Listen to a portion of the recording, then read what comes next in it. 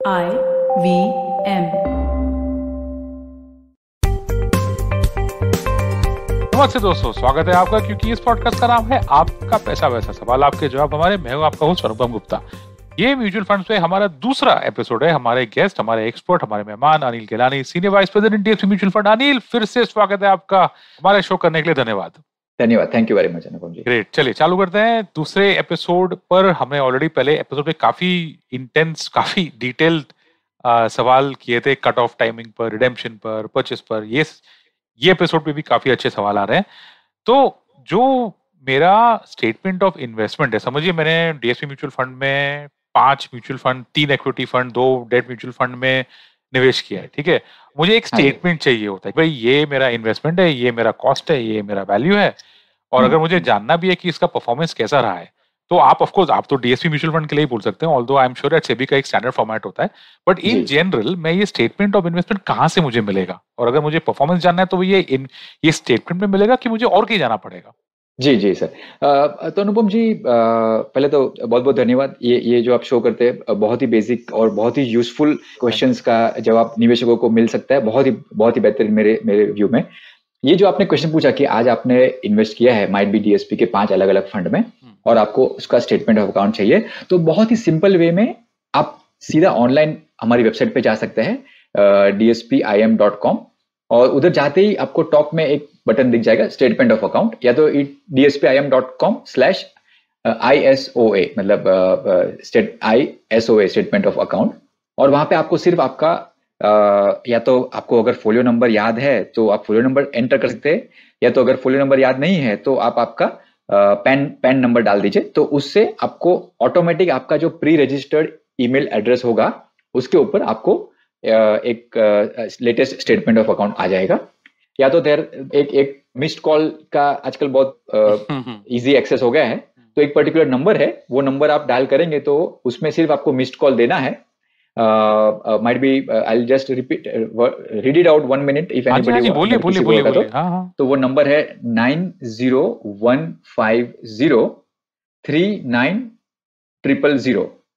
तो वो नंबर पे कोई भी अगर मिस्ड कॉल देंगे आपके रजिस्टर्ड मोबाइल से, तो आपको इमीडिएटली आपका जो रजिस्टर्ड ईमेल आईडी होगा उसके ऊपर आपको लेटेस्ट आपका स्टेटमेंट ऑफ अकाउंट आ जाएगा। और अगर नहीं भी ऐसा ये भी हुआ तो लास्ट ऑप्शन ऑफ कोर्स आपको है कि आप ईमेल भेज दीजिए service@dspim.com पे, और आपको उसके रिस्पांस में भी आपका लेटेस्ट अकाउंट स्टेटमेंट मिल जाएगा। बढ़िया है। तो बहुत इजी है आपको अकाउंट स्टेटमेंट एक्सेस करना। अगर मान लीजिए कि आपका ऑलरेडी हमारे या कोई भी म्यूचुअल फंड हाउस के वेबसाइट में अकाउंट लॉगिन वगैरह नहीं है, या कोई आप मोबाइल ऐप वगैरह यूज नहीं करते हैं, तो ये बहुत ही इजी वे है। आप सिर्फ जाके एक मिस्ड कॉल दे दीजिए, या तो वेबसाइट पे अपना पैन नंबर डाल के आपको इमीडिएटली अकाउंट स्टेटमेंट मिल जाएगा। बढ़िया है। तो इसमें परफॉर्मेंस भी होगा ना, कि इतना मतलब ये मेरा कॉस्ट, ये मेरा वैल्यू, और सब इसमें परफॉर्मेंस डिटेल्स आते हैं। हाँ, तो अकाउंट स्टेटमेंट आपको पूरा डिटेल्स आ जाएगा कि किस डेट पे आपका कितना इन्वेस्टमेंट हुआ था, और आज की latest age of the current date आपका उसका कितना वैल्यू है, तो क्या परफॉर्मेंस आया है, वो हिसाब से आपको सब डिटेल्स उसमें मिल जाएगी। चलिए परफेक्ट दोस्तों, तो आप समझ गए। आपका जो भी म्यूचुअल फंड में जिसमें जहाँ पे आपने निवेश किया उसके वेबसाइट पे चले जाइए। अगर आपको वहाँ का लॉगिन आईडी भी नहीं है, तो अगर होपफुली डीएसपी म्यूचुअल फंड एक मिस कॉल सर्विस भी देता है, तो शायद आप अपने म्यूचुअल फंड से चेक कर लीजिए कि उनका क्या सिस्टम है, कि अगर आपको अपना स्टेटमेंट ऑफ इन्वेस्टमेंट डाउनलोड करना है तो उसका क्या तरीका है। काफी आसान है, ठीक है। दूसरा सवाल अनिल जी, ये तो एकदम हॉट टॉपिक है। ये तो मतलब पिछले आई थिंक 2017 से काफी लोग एसआईपी में निवेश करना चालू किया था, और SIP is a great instrument also. तो एसआईपी के जुड़े हुए मैं अभी 3-4 सवाल एक साथ ही आपको पूछ लेता हूँ अनिल जी। हाँ जी। तो पहला तो ये है कि अगर मेरा एग्जिस्टिंग एसआईपी चल रहा है और अगर मुझे इसमें चेंजेस करने हैं, और चेंजेस तो 2-3 तरीके के होते हैं। फर्स्ट, अगर मुझे एसआईपी अमाउंट इंक्रीज करना है या डिक्रीज करना है या पॉज करना है, पॉज यानी स्टॉप, तो ये तीनों चीज, इंक्रीज, डिक्रीज, स्टॉप, ये 3 कैसे करते हैं? बहुत ही बढ़िया। आप बहुत ही सिंपल वे में सेम माइट भी, अगर आपके पास मोबाइल ऐप के थ्रू आप इन्वेस्ट करते हैं, या तो वेबसाइट के थ्रू आप dspim.com हमारी वेबसाइट के थ्रू लॉगिन करके आप चेंज कर सकते हैं, या तो आप एक सिंपल एक रिक्वेस्ट दे सकते हैं फिजिकल कोई भी हमारी ब्रांच पे या किसी भी फंड हाउस की ब्रांच में, जिससे कि आपको ये तीनों चीज आप कर सकते हैं, जैसे आपने बताया अनुपम जी। आप माइट बी SIP पॉज कर सकते हैं फॉर वॉट एवर रीजन, आपको लगे कि अभी 2-3 महीने के लिए मुझे मेरा SIP पॉज करके रखना है, स्टॉप नहीं करना है, मतलब क्लोज नहीं करना है, क्योंकि वो तो मैंने एक लॉन्ग टर्म के लिए कि भाई मेरे नेक्स्ट 15 ईयर्स रिटायरमेंट कॉर्पस के लिए ये एक SIP चालू है, might be every month 10,000 rupees is getting invested, but might be अभी 3 महीने के लिए मेरे को वो पॉज रखना है। तो मैं ये बहुत ही सिंपल वे में कि 3 मंथ का SIP पॉज इंस्ट्रक्शन दे सकता हूँ, या तो मैं ये भी दे सकता हूँ कि प्री डिफाइंड मुझे ये पता है कि now after I will directly start after December for example, तो मैंने वो डिटेल्स डाल के अपडेट में दे देता हूँ। सेकंड ऑप्शन ये है कि अगर आप कुछ भी अमाउंट में भी आपका इंक्रीज या डिक्रीज करना चाहते हैं, तो वो अमाउंट भी आप बहुत ही इजीली चेंज कर सकते हैं instead of any kind of cancellation. तो ये पॉज और अमाउंट का भी बहुत ही बढ़िया फैसिलिटी है। जैसे कि आप जानते होंगे कि SIP का स्टार्टिंग के लिए यूजुअली हर एक फंड हाउस का अलग होता है, कभी कभी अमाउंट हमारा जैसे DSP म्यूचुअल फंड का 500 रुपीज मिनिमम SIP इंस्टॉलमेंट है, मेजोरिटी सबका यही रहता है। तो within from that amount to any amount आप कोई भी आपके चॉइस के हिसाब से चेंज या एड लेस कर सकते हैं। ठीक है, तो ये दोस्तों आप समझे ना, एक तो फर्स्ट इज आपका जो म्यूचुअल फंड है, अगर आपने डायरेक्टली उनसे निवेश किया है तो उनके वेबसाइट पे चाहिए आपको, यहाँ पे सब उनका जो डैशबोर्ड होता है, आपका अकाउंट होता है, यहाँ पे आप तीनों चीज कर सकते हैं, इंक्रीज डिक्रीज स्टॉप। या फिर अगर आप कोई प्लेटफॉर्म के थ्रू गए तो वहां भी ये तीनों ऑप्शंस काफी पॉपुलर है, और अगर आप थोड़ा उसमें प्ले अराउंड करेंगे वो ऐप के अंदर आपको मिल जाएगा कि ये इंक्रीज है, ये डिक्रीज है, ये पॉज है, ये स्टॉप है, सब कर सकते हैं। ये काफी फ्लेक्सिबल हो गया।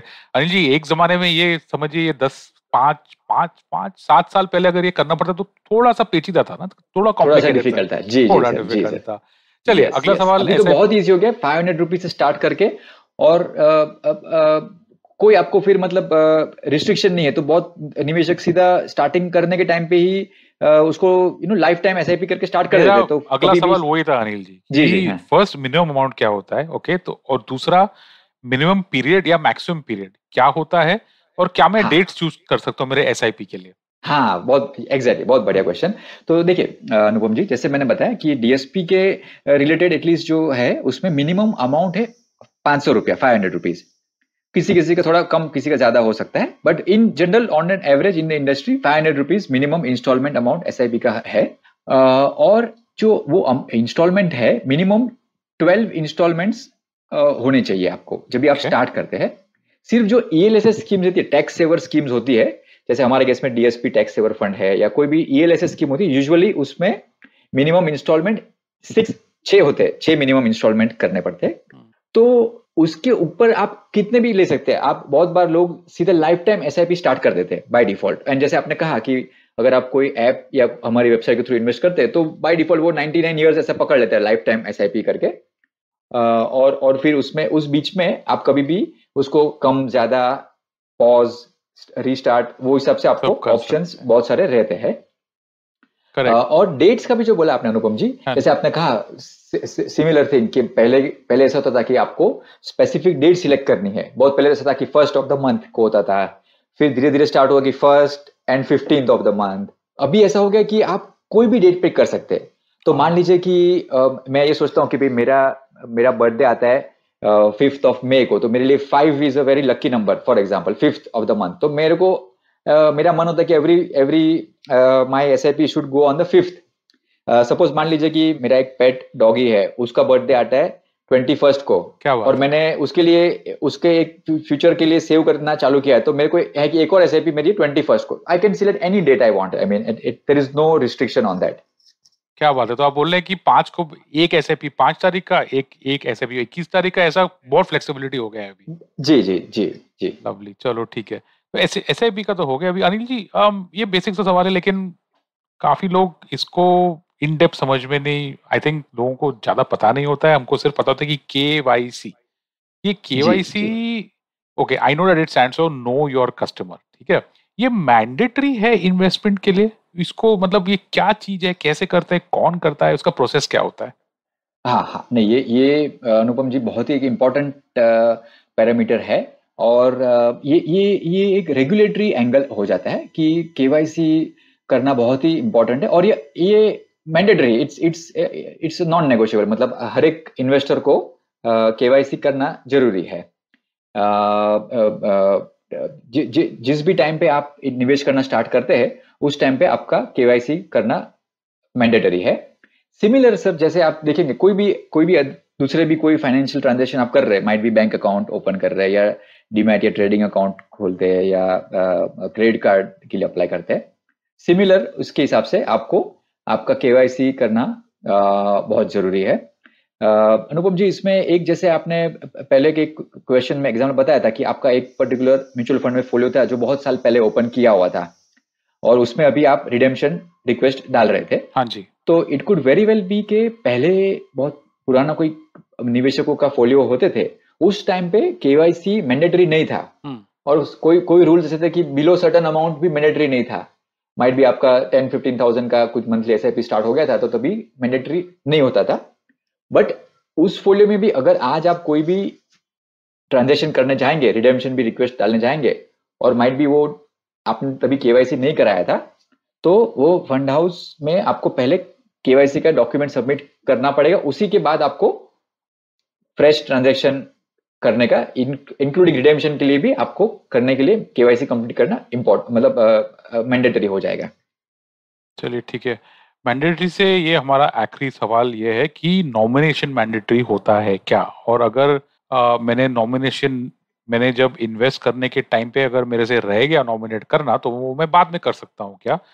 और अगर अगर मुझे नॉमिनी चेंज करना है तो ये इसका क्या प्रोसीजर है? तो first of all, nomination mandatory है। सेकंड, नॉमिनेशन कैसे कर सकता हूँ? और थर्ड, नॉमिनी चेंज कैसे कर सकता हूँ? बिल्कुल सर, बिल्कुल एग्जैक्टली ऑपोजिट ऑफ केवाईसी, जो मैंडेटरी है, नॉमिनेशन मैंडेटरी नहीं है, बट बहुत स्ट्रांगली हम सबको रिकमेंड करते हैं कि आप नॉमिनी प्लीज डाल ही दीजिए हर एक फोलियो में। इवन बहुत स्मॉल अमाउंट का फोलियो है, या किसी का भी कोई इवन यंग बच्चे लोग का अपन फोलियो स्टार्ट करते हैं, या किसी का भी चालू करते, तो नॉमिनी करना बहुत ही रिकमेंडेड, बहुत ही सजेस्ट हम सबको करते हैं। तो क्या it's very convenient in case of any unforeseen events in the future. तो नॉमिनेशन मैंडेटरी नहीं है, बट बहुत स्ट्रॉन्ग रिकमेंडेशन करना ही चाहिए। कैसे कराना? अगर मान लीजिए कि आपके करंट फोलियो में आपने ओपन करते टाइम नहीं किया है, नो प्रॉब्लम, आप उसके बाद भी बहुत इजीली कर सकते हैं। आप सिर्फ ऑनलाइन हमारी वेबसाइट dspim.com पे या तो मोबाइल ऐप के थ्रू कर सकते हैं, या कोई भी आप म्यूचुअल फंड जहां पे आपका इन्वेस्टमेंट है उसके वेबसाइट पे या तो उसके ऑफिस में चले जाइए और फिजिकल कॉपी आप सबमिट कर सकते हैं। और अनुपम जी, बहुत ही एक इंपॉर्टेंट चीज ये भी बता दूंगा कि नॉमिनी आप कोई भी समय पे चेंज भी कर सकते हैं।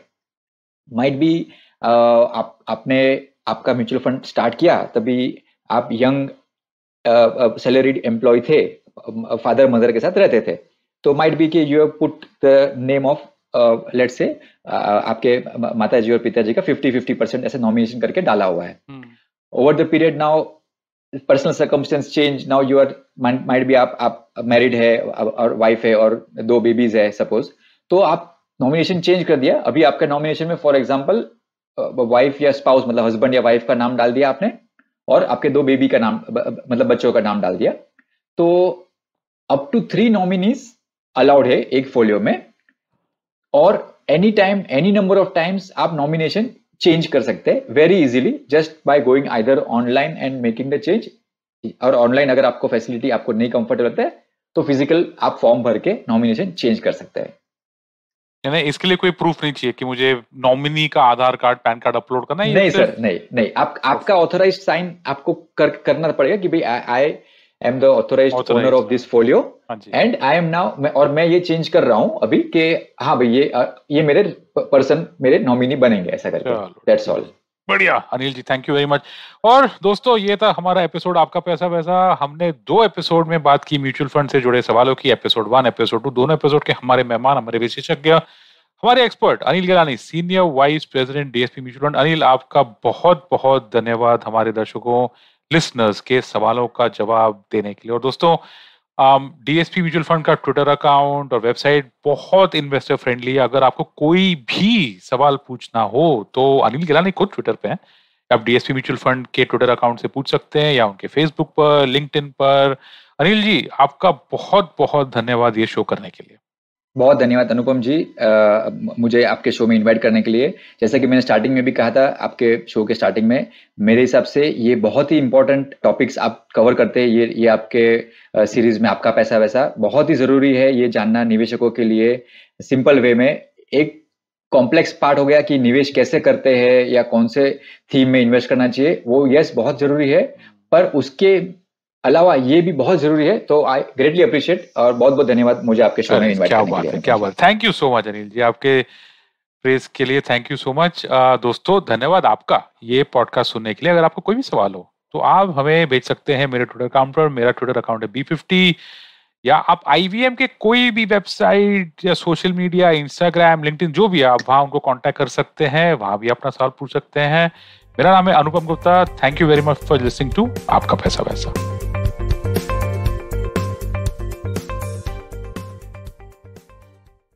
कृपया ध्यान रखें, इस शो में होने वाली सारी बातें केवल सूचना देने के लिए हैं। इन्हें किसी भी तरह की आर्थिक सलाह समझना गलत है। किसी भी निवेश से पहले अपने आर्थिक सलाहकार की मदद जरूर लें। I hope you enjoyed that show. If you aren't following us on social media, please do. We're IVM Podcasts on Twitter, Facebook, and Instagram. I'd like to thank the sponsor of the network this week, Credencia. Thank you so much for making this possible. On Cyrus Says, Cyrus was joined by actress Shreya Pilgaonkar to talk about her career in acting. On Begin the Journey, Ashish Vidyarthi lists down the modern concepts of friendship and how one can choose the right friend circle in life on Begin the Journey. On The Habit Coach, Ashton Doctor was joined by Aisha Bilamoria to talk about running and developing an athletic mentality. Farhad and Sunithra are joined by LGBTQ workplace advocate Suresh Ramdas to discuss the new normal in queer relationships on KBCD. On Tere Mere Raaste, Keshav Chaturvedi takes us to the riverbanks of Banaras and describes the soulful mornings to us. And finally, on the Positively Unlimited podcast, Chetna Chakravarti takes the fear out of the word responsibility. And with that, I hope to see you again next week. पेश खिदमत है आपकी शान में हमारे अंजुमन से। Hi, I am Sadaf and I am Arshid. खाने का इतिहास, इकोनॉमिक्स, पॉलिसी, साइकोलॉजी सब है मेन्यू पे। Only on the नानकारी podcast every Wednesday, सिर्फ IVM पॉडकास्ट ऐप या वेबसाइट पर, या फिर जहां से भी आप अपने पॉडकास्ट सुनते हो।